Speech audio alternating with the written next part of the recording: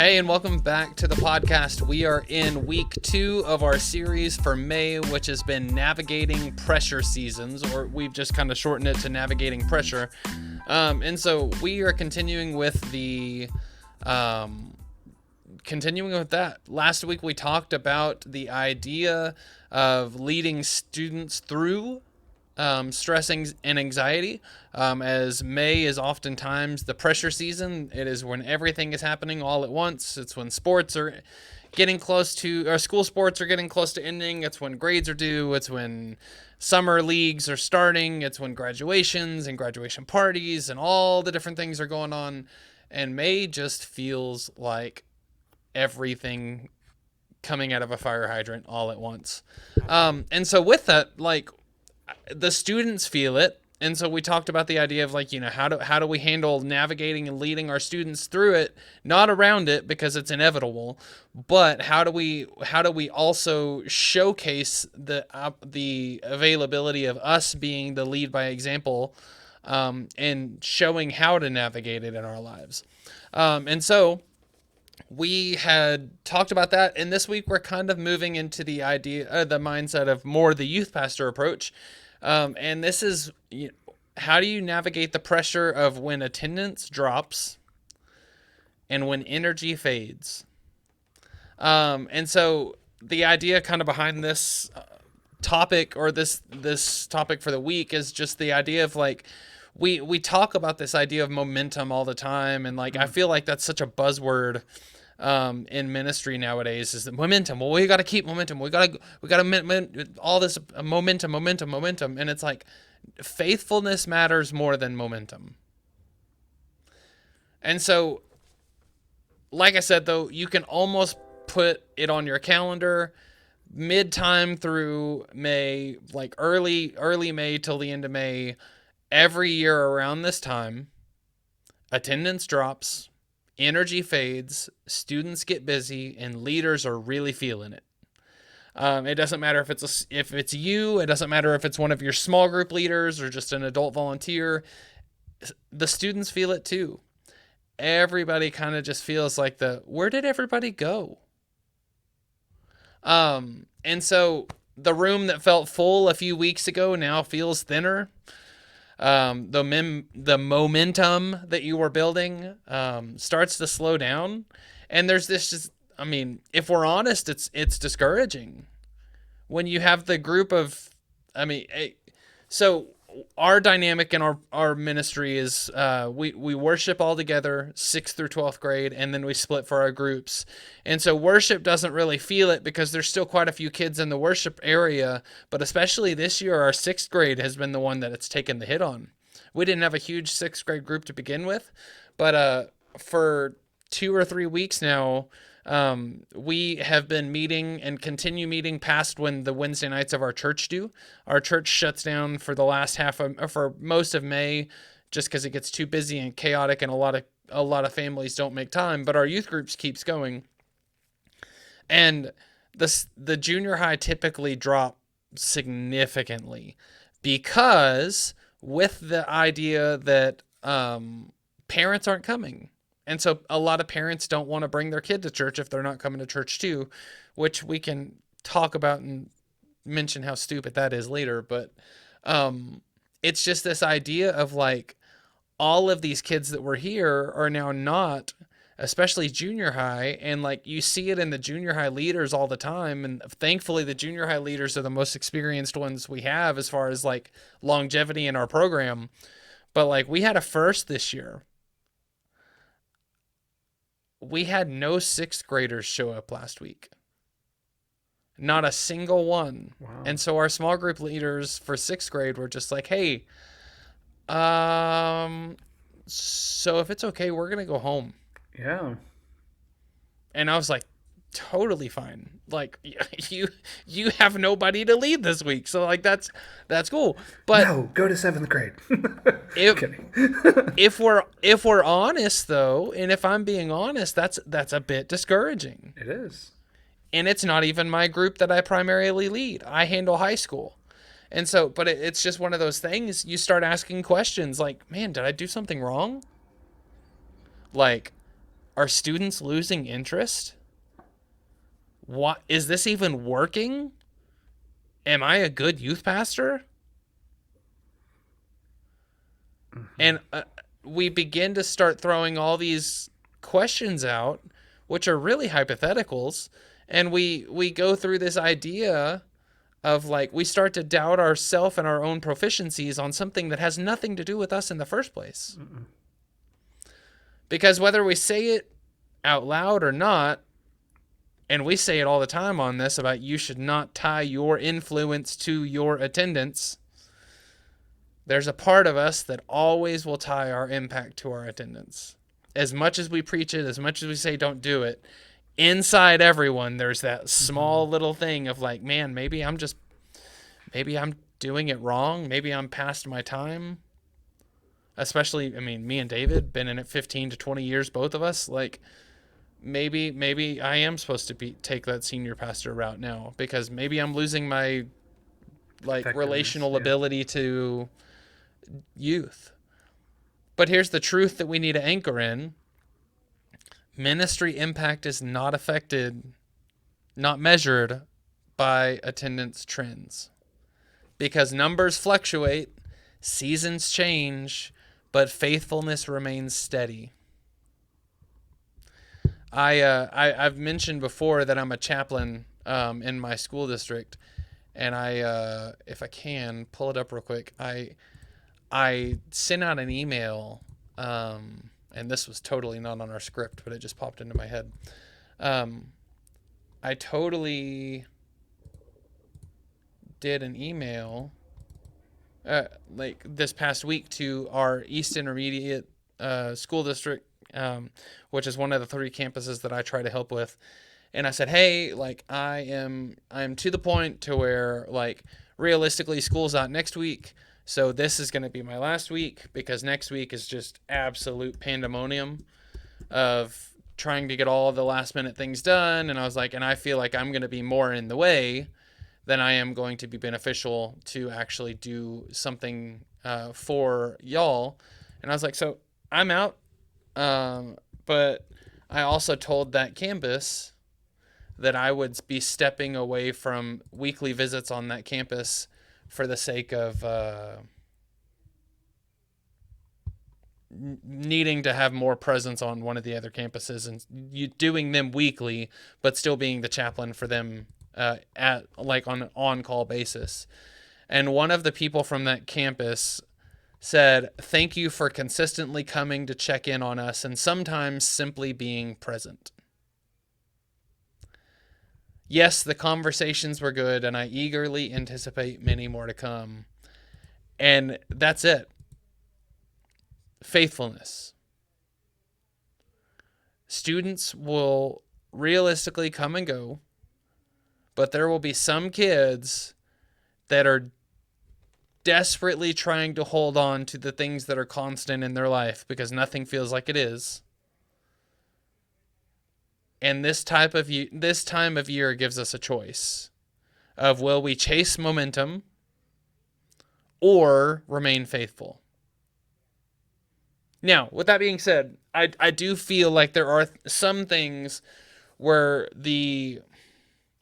it's not even necessarily a question of like, oh, or is this worth the time momentum that we're doing? Like, when we do the fun nights, that's one thing that we do run by metrics. Like if we are like, hey, we're going to do a Nerf war at the church and 3 kids show up, we're probably not going to do a Nerf war again. Or we're going to look into the extenuating circumstances of like, oh crap, we planned this on prom night or something to that nature. Like something to that nature. And so like, we're going to dig into the reasons and like why people aren't there. But for a Wednesday night, we meet, period. 2 kids show up, 200 kids show up, we meet. And it's that idea that like there's this huge temptation to chase energy. And I feel like part of this is like something that, like I said, in some senses of this, we need to, because there's no sense in doing events that nobody's going to come to.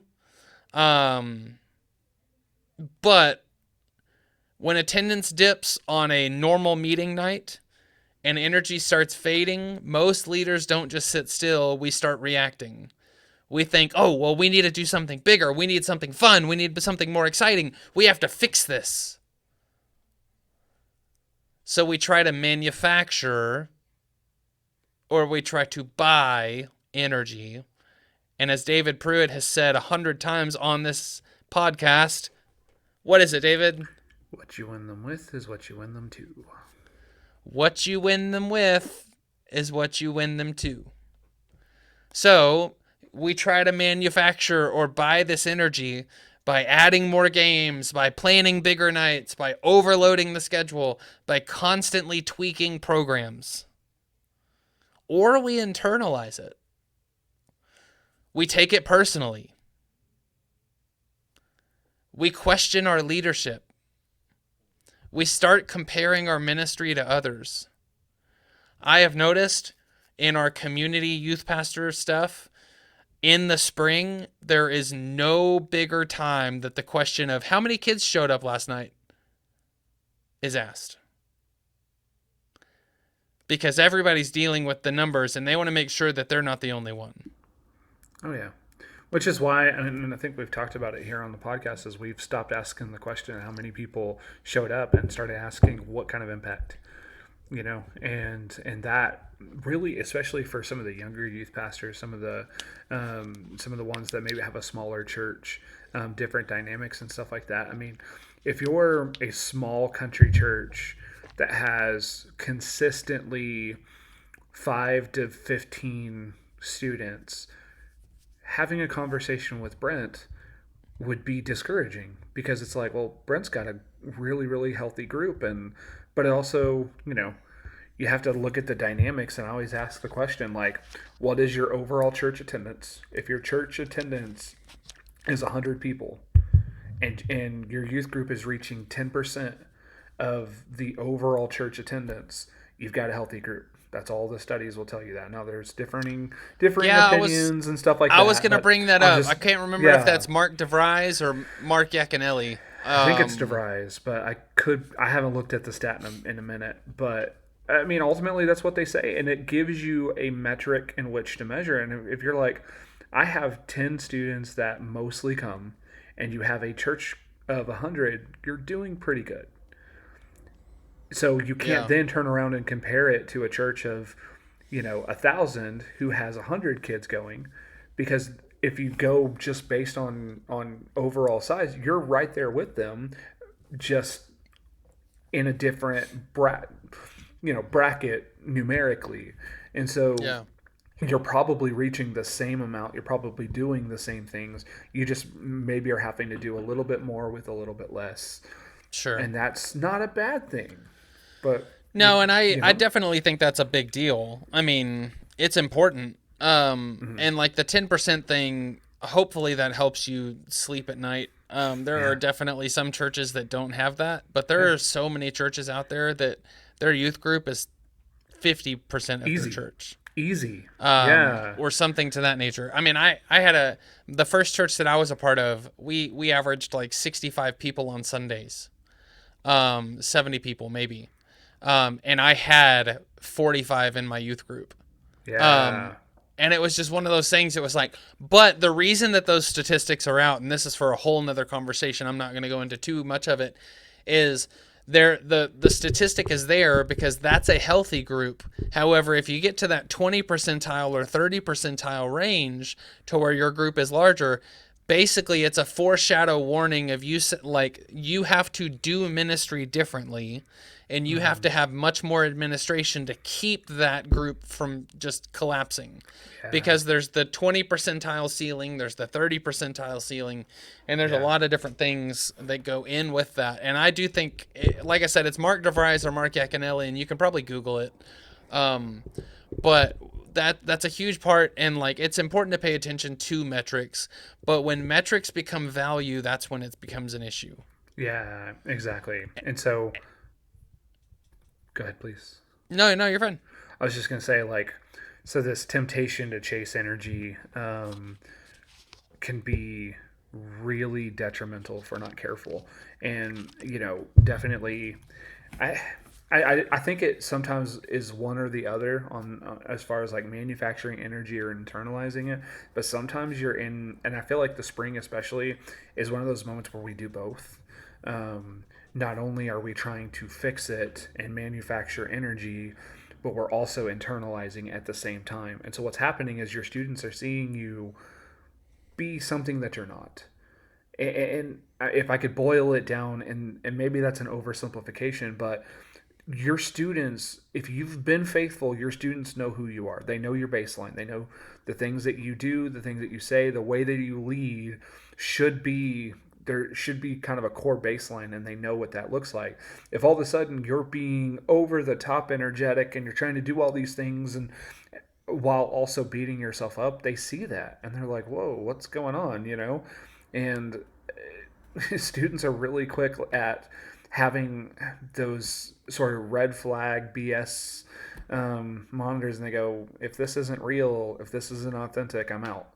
And so we can do more damage sometimes when we're not being number one faithful, but number two when we start to be less than authentic to ourselves. We start to compare ourselves to other people and start doing things the way that other people do it. By all means, you see somebody who inspires you, take that, but you also have to make sure that you're being consistent in who you are, not trying to be someone else. If I went and tried to do ministry exactly how Brent did it, I would be doing myself and the students a disservice because I'm not Brent. I have to let Brent lead how Brent's going to lead, and I have to lead how I'm going to lead. And that's the beautiful thing about ministry is that you surround yourself again around people who can present different things, and you just need to be faithful. That's the biggest thing. And I think about a song, a friend of mine, Jeremy out of a band in Kansas, if you've ever heard of him. He wrote a song about his dad who died of cancer, but he was a pastor, and he has this line that says, um, "I slept through your service, you slept in torment. Faithful to your calling, still the members came and went. You could fix anything, but you couldn't fix the cancer." And it was a really just loving song to his dad, who went through a lot of things, and basically the core idea of the song is I never heard I love you, but I knew what you meant. Like I always knew what, because there was a faithful aspect to his ministry where he didn't have to say it. He just knew there was this baseline, and I think sometimes we get so focused on the metrics, we get so focused on chasing energy and trying to get more people in the building, and trying to grow the program, and all of those things are healthy. But if we do it for the wrong reasons, if we're doing it just to try to reach some kind of magic number that either you've manufactured for yourself or your church is demanding, because let's be honest, there are churches that do put a lot of pressure on us to have a certain standard, and that's again another conversation. But um, the weight of that growth can't be just totally on this metric. And so to keep moving us forward, I love what Paul reminds us in Corinthians chapter, I guess it's 1 Corinthians, yeah, 1 Corinthians chapter 3, verse 6. I planted, Apollos watered, but God gave the growth. Yeah. And, so we think about the roles there. We're called to plant, of course. We've talked about this. We're called to water, but only God actually produces the growth. We can't manufacture the growth for ourselves. It's Yeah. God who does it. We just have to be faithful and keep that baseline. Yeah. No, and we've talked about this before.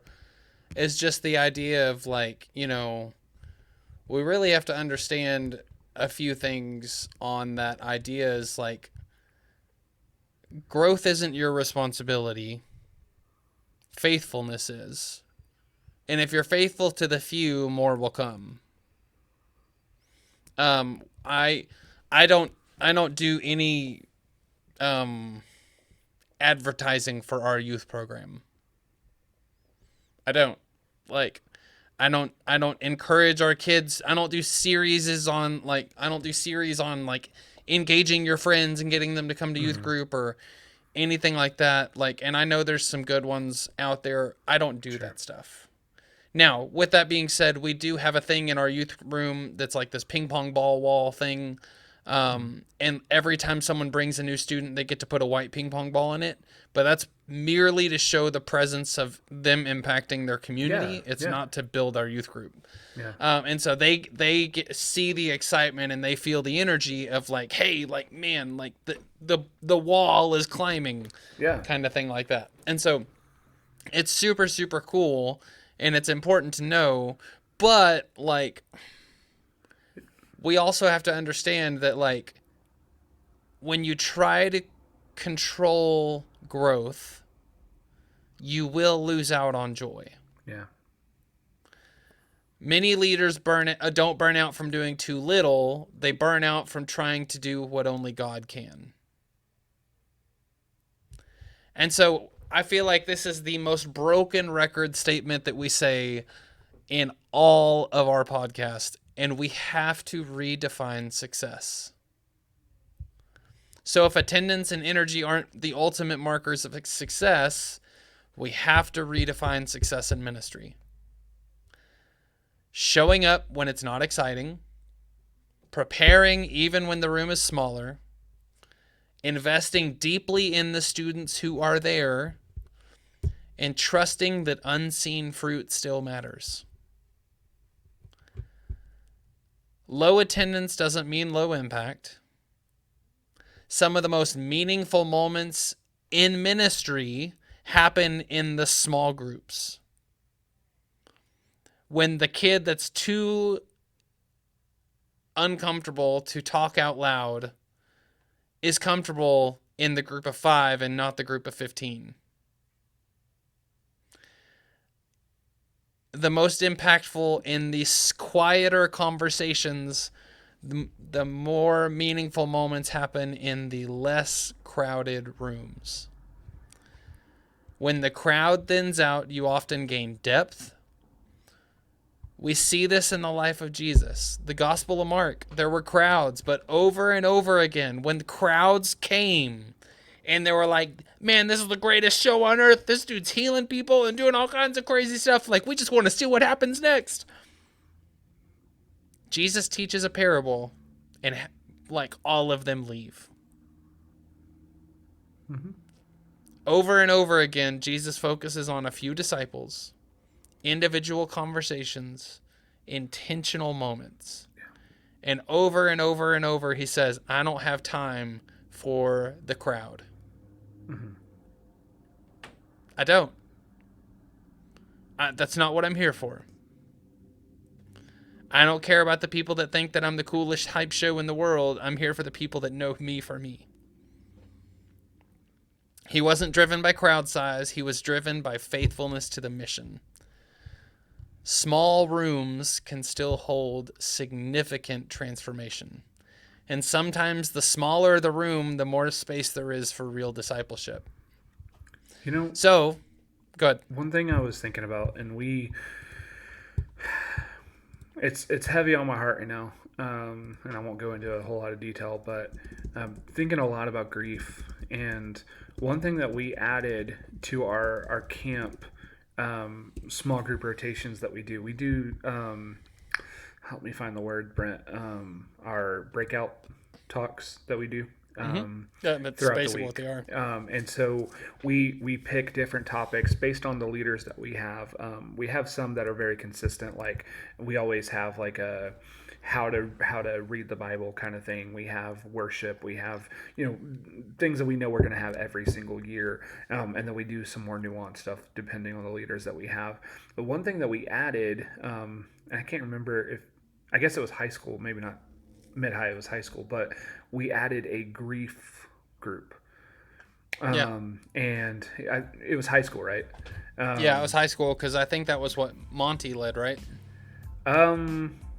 He did 1 year. I've led a couple of them as sort of, where I did like a worship and then Brett would take the other. It doesn't matter. Yeah.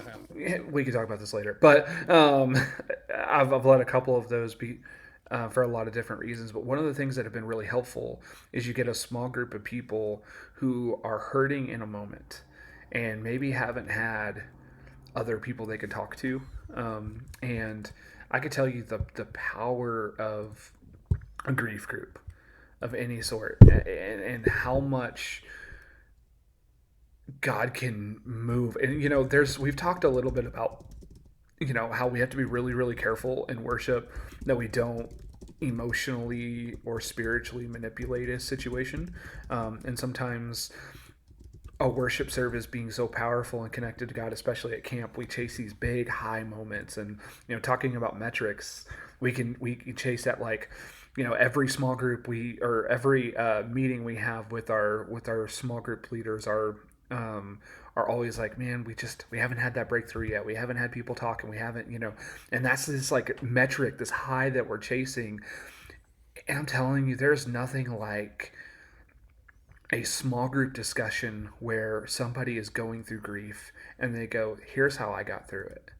And there's no Mm-hmm. manipulation, there's no high. Everybody in the room Yeah. is low. Everybody feels like crap. Everyone's wondering how they get through this massive obstacle in front of them. And they go, I was really, really hurting. And, I dealt with grief 10 years ago, but I Yeah. wanted to be there for other people who are also grieving because I know what it's like. And ever, like, you know what I mean? Nobody's chasing anything other than, how do I get past this thing today? And there's so much power that happens. And I can tell you, like, the last 2 years we've done it have been my favorite part of camp. Um, like all the camps that I do for the entire summer, like those were the small groups that I really just felt like made the biggest impact in my own life, and through my own grief and stuff. And so um, I think there's so much, in that statement you made. Sometimes the smaller room, the more space there is for real discipleship. Man, grief groups are one of those things where you really just have an opportunity to love people where they're at. We talk about that in ministry. What does ministry really look like? What's the baseline? It's loving people where they're at. And so I think, yeah, the smaller the group, especially, man, the more that God can do. But that, I mean, if you want to talk about what it looks like to just be faithful, grief groups, man. I'm not necessarily trying to push anybody into doing that, but I think those are the moments where we really see that consistent, faithful, because grief is such a strange process at times, and sometimes it can be very straightforward. Most of the time it's not. It's a whole series of highs and lows, and moments that completely like knock the rug out from underneath you. And so just remaining faithful to listen and to be present. It's not necessarily about what you say. It's not necessarily, you're not preaching, you're just being there for somebody. That's truly, like, if we can translate how we handle a grief group to the larger youth group experience, where we're just faithful and we're listening and we're allowing the students the safe space to be open and honest and vulnerable, whether that's in a deeply spiritual conversation or just something simple like, hey, i I got the opportunity to play Nerf at school, and I thought it was super cool. Or we got to play dodgeball and I really, really enjoyed it. Whether it's like a fun, joyful, upbeat, silly thing or something really serious and, scripturally rich, being faithful in those moments, that's how you build that faithful consistency in your youth group. Yeah. No, I mean it's important, and consistency is the thing. Yeah. Consistency, faithfulness, over and over and over and over. And the number of times that I've heard students come back and say, "Hey, I don't remember what you taught, but I remember you being there." Or I remember these two lessons because like I had this huge visualization, and they remember the visual. They don't really remember the lesson. Remember that one time that you like had that kid come up on stage and then we all got to squirt him with condiments? Like it's like, Well, yeah, yeah, those are like fun. they remember those because those are just funny and they leave an impact. But like time and time again, the students that are like, "Hey, I never understood it when I was there, but I appreciate you for always being there. Like, that's Yeah. it. So, leaders often think students need more excitement, but they actually need stability, predictability, someone who keeps showing up week in and week out. Literally, while we're recording this, I had a student text me and ask a favor because he knew that he could. Um, he was like, "Hey, I need student council hours. I'm short 5." He was like, and she said that worship team counts. Can you send her an email real fast? Like, it's like, Perfect. yes, 100%. But he wouldn't have asked if he didn't know, like if he was afraid of my response. Like, Yeah. Yeah.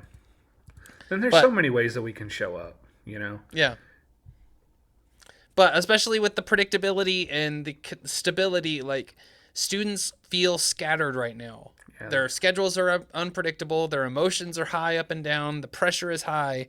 So when they come into your ministry space, they don't care about hype. It's presence and consistency. So much so that when we don't have Wednesday nights, our kids are frustrated because they want the schedule and the consistency. That looks like teaching with the same intentionality, even for smaller groups, showing up with the same energy, even when it's not returned, caring just as deeply for the 10 students that used to be a group of 50. Yeah. Students notice that. They notice when you only bring energy for a big crowd. They notice only when your investment changes based on attendance. They notice when your passion fades with the numbers, too. When yours does, theirs does. But they also notice when you're steady. Consistency builds trust faster than excitement ever will. Because as soon as excitement fades, they're gone. Yep. But if you show them consistency, they keep consistent. Mm-hmm. And trust is what creates long term impact.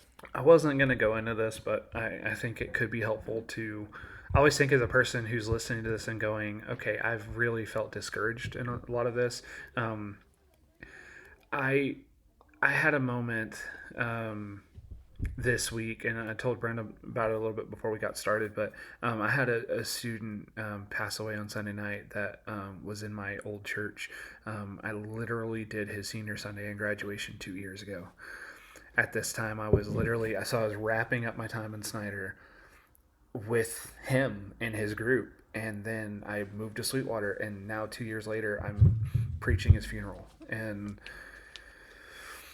there was a moment that I think all of us go through where we go, did I teach him enough? Did I prepare him enough? Did I lead him to Jesus? Did he really know? Do I definitively know he knew Jesus? And I know he did. But and it's the same. I do this every time this time of year. You have these seniors graduate, and some of them are really really well invested, and you're like, man, I know exactly where they're going, and I feel very confident they're ready. And then you have two or three that, let's be completely honest, you didn't know their name until you started announcing Senior Sunday, and then you're supposed to get up there and hope that they're going to leave your church ready to be an adult Christian, and you don't know what their faith journey looks like, and so there's a lot of doubt that can go in where we go, was I impactful enough?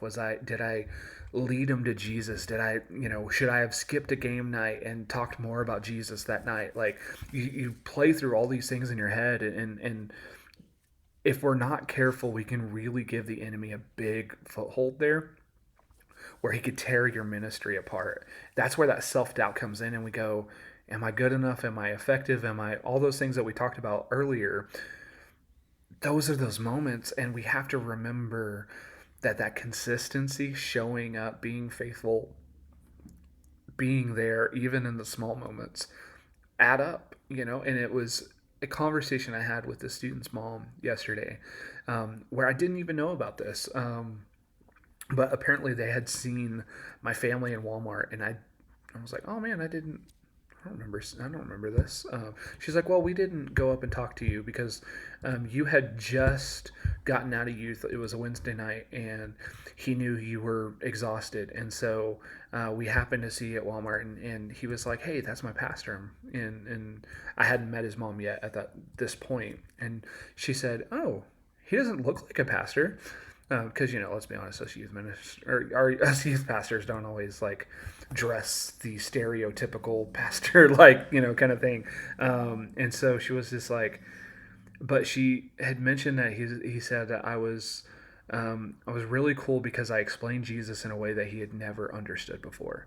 He said Jesus felt so distant in the way that had been explained to him before, and he felt like he understood Jesus in a way that made sense to him. And he said he was really excited about that. And she really struggled because they grew up in a Catholic church, and here's a kid going to a Methodist church, and it's like I don't know what this got, and I don't think I have to explain why that's hard for a family. But she said in that moment, she said she had total peace, and that he could continue to go to church with us and experience Jesus, because she said for the first time in his life, I heard him talk about Jesus in a way that was clearly impactful in his life. He never talked about Jesus like that. It was Yeah. always just like church is boring or church is this or whatever. And Yep. he's over here sharing his faith. And she was like, it ministered to me. And she said, I knew in that moment that you were going to be his pastor for the rest of his life. And that just was like, okay, okay. And I really was doubting myself.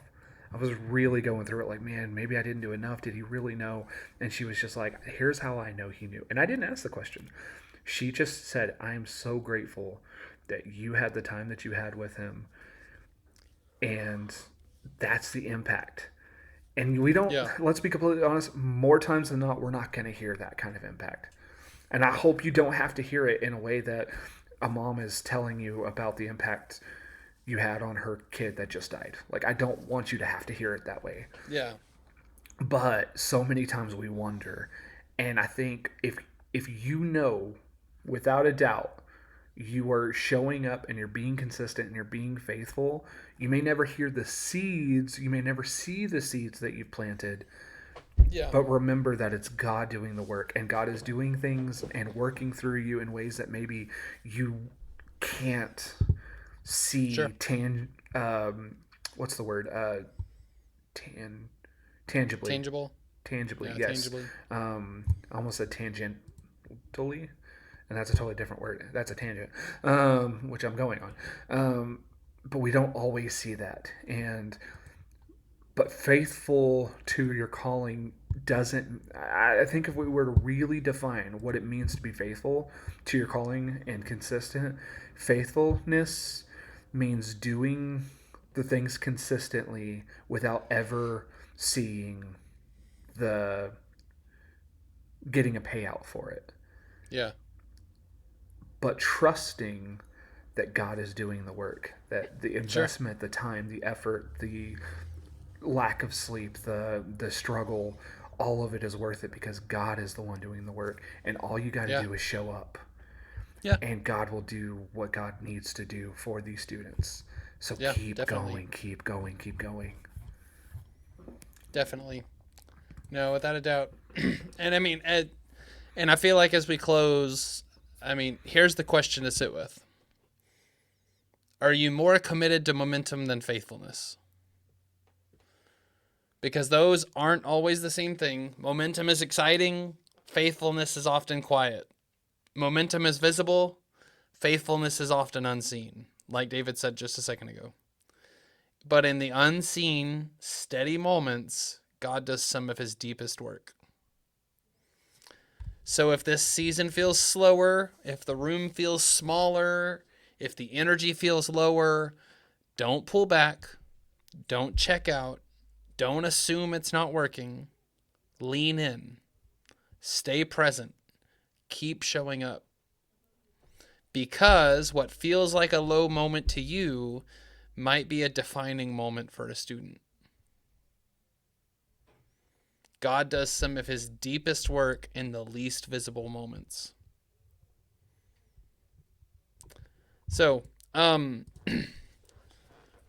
as we close, the same stuff as normal. Thank you for listening. Thank you for following the podcast, episode 254. Crazy.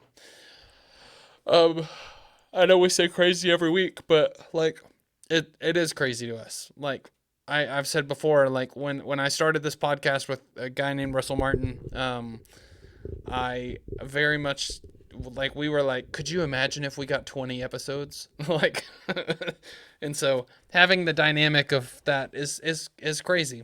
So thank you for listening. Thank you for being a part. And also with that, you can show us your hopeful gratitude for this podcast by sharing it with others.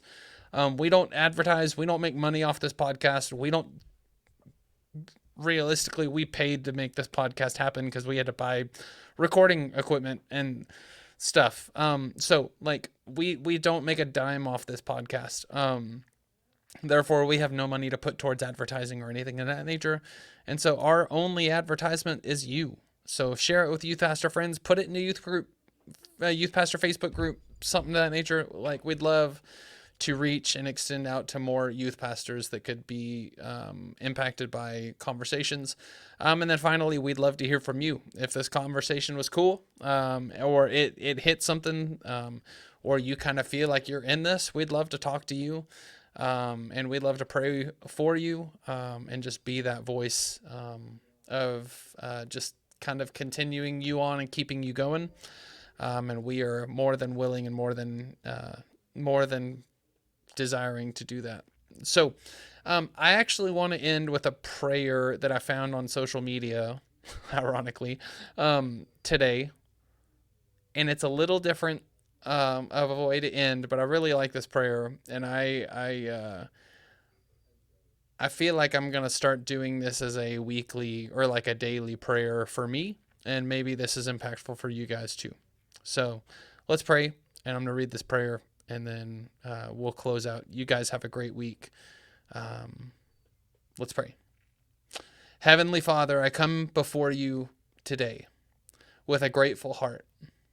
Thank you for the gift of life, for the breath in my lungs, and for the opportunity to rise again. Under your mercy, I acknowledge that it is by grace that I am awake, sustained, and given another chance to walk in purpose. As this day begins, I surrender every thought, plan, and desire into your hands. Go before me and prepare the way. Order my steps. Align my decisions with your will, and guide me with wisdom that is higher than my own understanding. Lord, I ask for your presence to fill this day. Let your peace rule my heart and silence every voice of fear, doubt, or confusion. Where my mind feels heavy, bring clarity. Where my spirit feels tired, bring renewal. Where my faith feels small, strengthen it. Cover me with your divine protection and shield me from harm, seen and unseen. Guard my heart from negativity, my mind from distraction, and my body from weakness. Letting no weapon formed against me prosper, and let every plan not aligned with your will lose its power. Father, I ask for strength to face every challenge today. Give me patience in moments of frustration, humility in moments of success, and encouragement in moments of difficulty. Help me respond with grace, speak with kindness, act with integrity. Bless the work of my hands today and let my efforts be productive and meaningful. Open doors that no one can shut and close doors that are not meant for me. Place me in the right place at the right time with the right people. Lord, fill me with gratitude. Let me notice your blessings, both big and small. Teach me to trust you even when I do not understand the path ahead. Remind me that you are working all things together for good. I pray for those connected to me. Cover my family, my friends, and loved ones with peace and protection. Provide for their needs, heal their hurts, and draw them closer to you. As I step into this day, I choose faith over fear, hope over worrying, love over anger. I walk confidently knowing that you were with me, within me, and surrounding me. Thank you for hearing my prayer. Thank you for your faithfulness. I commit this entire day into your hands, and I trust you completely. Amen.